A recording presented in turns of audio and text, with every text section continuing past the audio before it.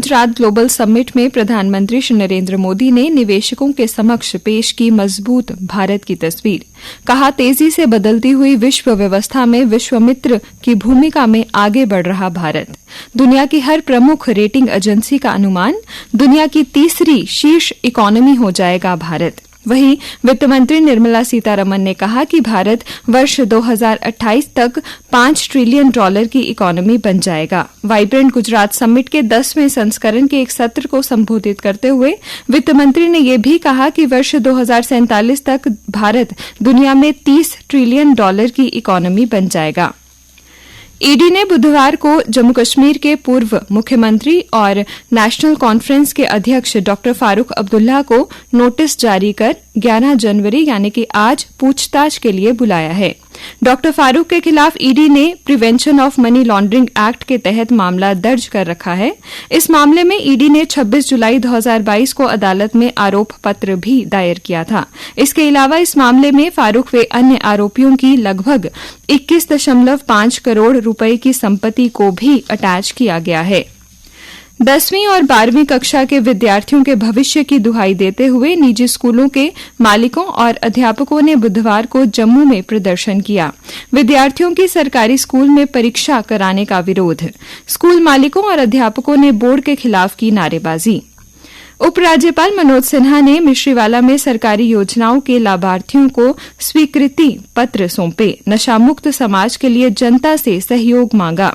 स्वच्छ पंचायतें व 100% साक्षरता दर हासिल करना हमारा लक्ष्य। कहा, यहां सिर्फ राष्ट्रवाद की बात होगी, शांति और विकास ही हमारा लक्ष्य।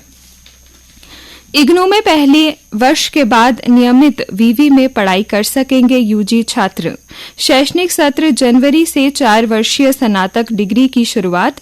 विद्यार्थियों को मल्टीपल एंट्री और एग्जिट का भी मौका। स्नातक के छात्र पहली बार मेजर डिग्री प्रोग्राम के साथ माइनर डिग्री की पढ़ाई भी कर सकेंगे।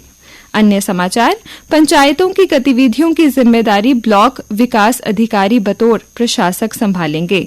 इसी साल बाजार में आएगी मारुति की इलेक्ट्रॉनिक कार। मचेल माता मंदिर के कपाट मकर संक्रांति से बैसाखी तक होंगे बंद। पाडर में पहलवान सिंह के घर में स्थापित की जाएगी मां चंडी की मूर्ति। अनंतनाग मटन के प्राचीन सूर्य मंदिर में पहली बार आयुष विभाग ने कराया सूर्य नमस्कार। अनुच्छेद 370 के फैसले पर सुप्रीम कोर्ट में पुनर्विचार याचिकाएं दायर। प्रकाश पर्व के उपलक्ष्य पर निकाला गया नगर कीर्तन। खेल समाचार, हरियाणा की नैन्सी ने एशियाई शूटिंग में जीता स्वर्ण पदक।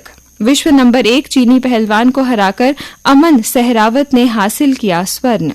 निगाहें रोहित पर, विराट पहले टी20 मैच से बाहर।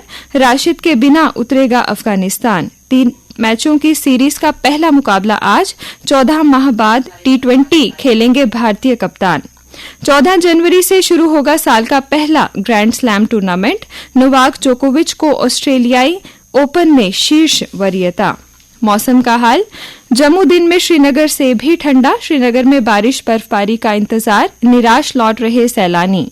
श्रीनगर में अधिकतम पारा 12.9 डिग्री और जम्मू में 9 डिग्री सेल्सियस।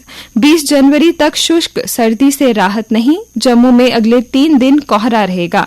बारिश न होने से गेहूं की फसल पर असर।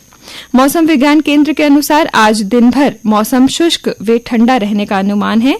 कल दिन का अधिकतम तापमान 8 डिग्री सेल्सियस तथा न्यूनतम तापमान 4.8 डिग्री सेल्सियस रिकॉर्ड किया गया। आज सूर्यास्त शाम 5:45 पर व कल सूर्योदय सुबह 7:34 पर होगा।